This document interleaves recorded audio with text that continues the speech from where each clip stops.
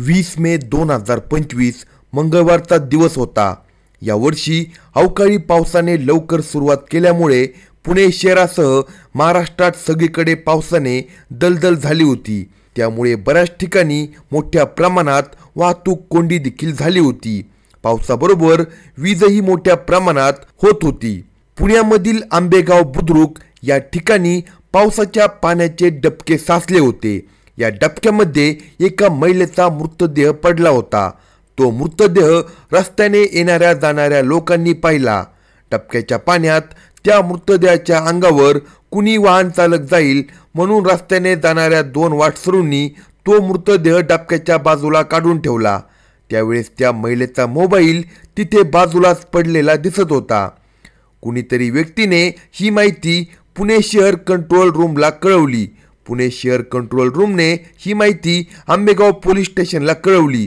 Ambegaon police स्टेशनचे police अधिकारी त्या ठिकाणी पोहोचले तेव्हा एक महिला गंभीर जखमी अवस्थेत पडलेली होती। त्यांनी तात्काळ ही माहिती आंबेगाव पठार चौकीचे सहाय्यक पोलीस निरीक्षक समीर कदम यांना सांगितली। समीर कदम हे देखील घटनास्थळी आले होते। त्यांनी सर्वप्रथम त्या महिलेचा मृतदेह ससून हॉस्पिटल येथे नेला।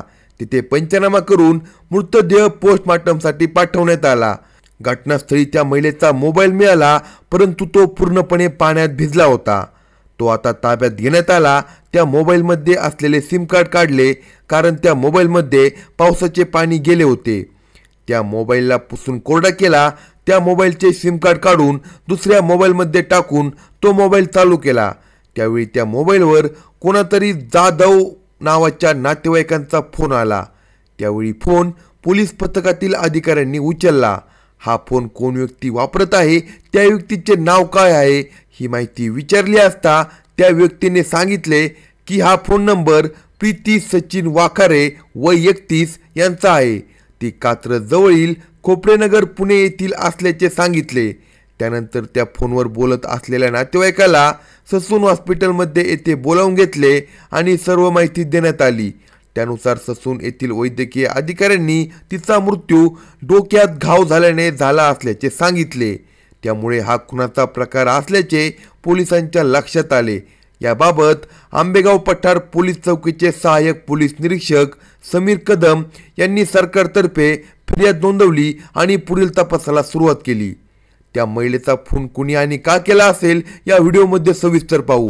जर तुम्ही चॅनलवर नवीन असाल तर कलम 302 या मराठी चॅनलला लगेच सबस्क्राईब करा।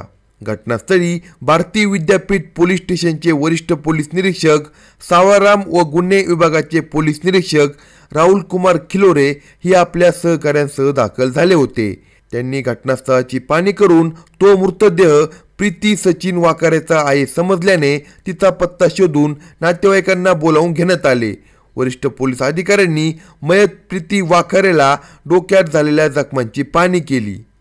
त्यावेळी त्या डोक्यामध्ये झालेल्या जखमा या धारदार हत्याराने झाल्याचा संशय आल्याने ससून हॉस्पिटलकडील डॉक्टरांनी पोलिसांना सविस्तर माहिती सांगितली। हा खून कुणी केला असावा, खुनाचे कारण काय असावे असे एक ना अनेक प्रश्न भारतीय विद्यापीठ पोलिसांना पडले होते। म्हणून घटनास्थळी या विभागाचे DCP स्मार्तना पाटील तसेच स्वारगेट विभागाचे SP राहुल आवारे यांनी भेट देऊन तपासाच्या दृष्टीने योग्य त्या सूचना दिल्या। दिनांक 20 मे 2025 या दिवशी या परिसरात खूप पाऊस पडला असल्याने तसेच विद्युत पुरवठा खंडित झाल्याने बऱ्याच प्रमाणात तपासात अडथळा येत होता।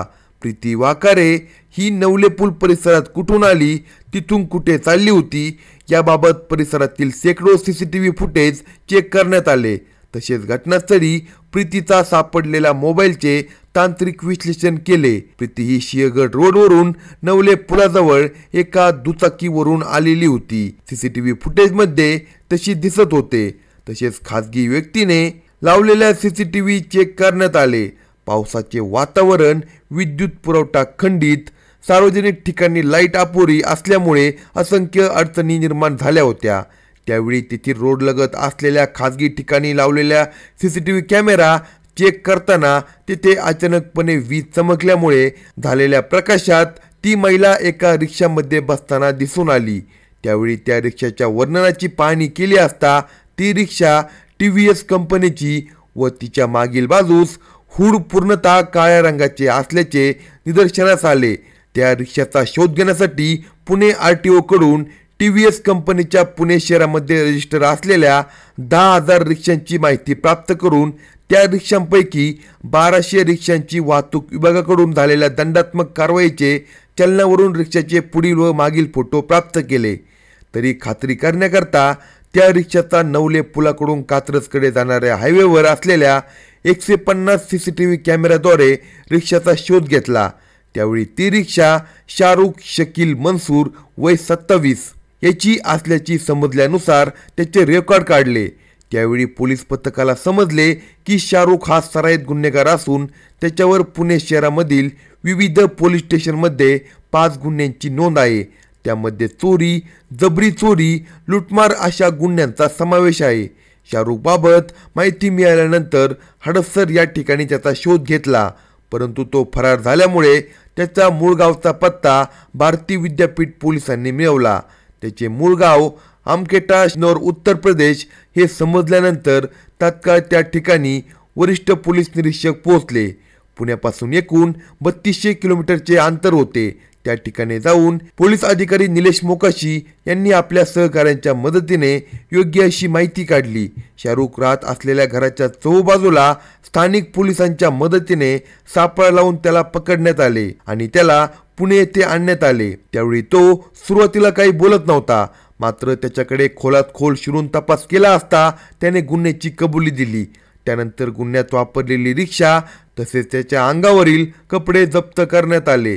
प्रीती वाखारेला रिक्षामध्ये बसून लुटमार करण्याच्या उद्देशाने तिच्याजवळ असलेल्या पिशवी ओढण्याचा प्रयत्न त्याने केला, मात्र प्रीतीने त्याला प्रतिकार करण्याचा प्रयत्न केला, म्हणून त्याने तिला धारदार हत्याराने डोक्यामध्ये मारून गंभीर जखमी केले असल्याचे सांगितले.